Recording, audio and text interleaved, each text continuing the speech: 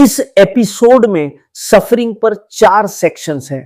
पहला अंश 1975 में सानिन में दिए गए कृष्णामूर्ति के दूसरे टॉक से लिया गया है।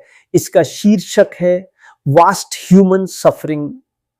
क्या मैं बिना किसी एनालिसिस के सफरिंग, फियर और प्लेजर की एंडलेस परस्यूट की पूरी संरचना को देख सकता हूं? सिर्फ शब्दों को नहीं, बल्कि उसकी पूरी गहराई को, क्योंकि यही 3 मूल आधार हैं जिन पर हमारा जीवन चलता है। तो हम कहां से शुरू करें? शायद हमें सफरिंग से शुरू करना चाहिए, क्योंकि सफरिंग सिर्फ शारीरिक नहीं होती, बल्कि गहरी साइकोलॉजिकल सफरिंग भी होती है। जब आप सफरिंग में होते हैं तो आपका पूरा शरीर, आपकी नर्व्स, आपका ब्रेन, सब कुछ उसमें जकड़ जाता है। क्या आपने कभी इसे ध्यान से देखा है, या क्या आपने कभी सच में सफरिंग का अनुभव नहीं किया? जब सफरिंग आती है तो आपका शरीर लगभग सुन्न हो जाता है। आपकी नर्व्स, आपके थॉट्स सब रुक जाते हैं।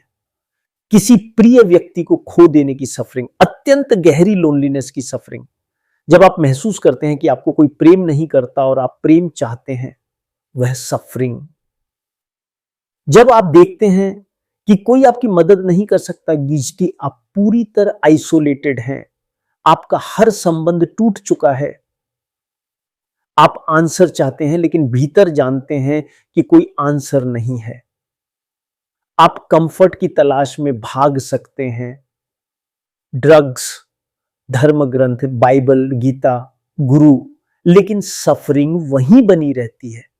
इस प्रकार फिजिकल और साइकोलॉजिकल दोनों प्रकार की सफरिंग मनुष्य को भीतर से जकड़ लेती है, और फिर हम उससे बचने की कोशिश करते हैं। हम कहते हैं टाइम इसे ठीक कर देगा।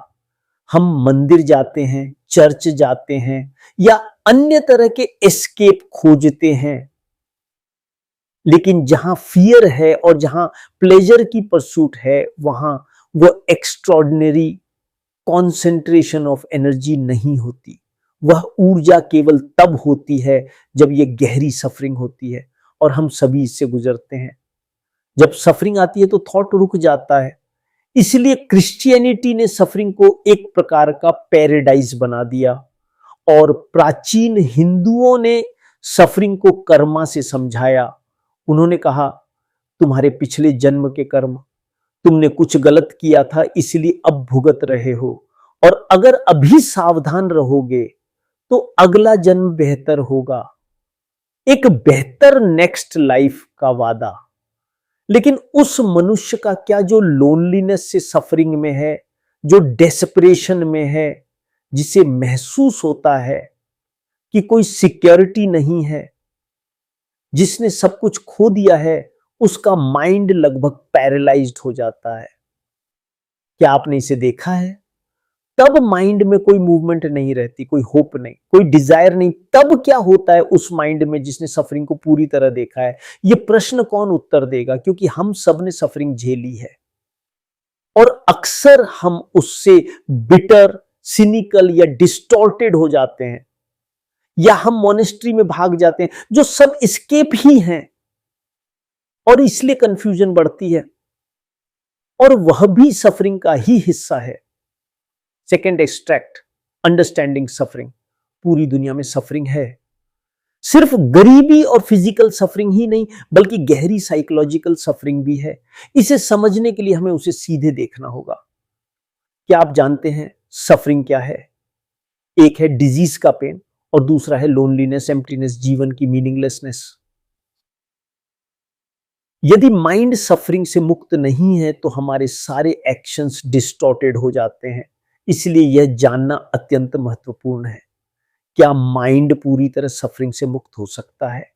इसका मतलब यह नहीं कि हम इनसेंसिटिव हो जाए, बल्कि जब सफरिंग को समझा जाता है तो उससे पैशन जन्म लेती है, और बिना पैशन के जीवन में कोई गहराई नहीं होती।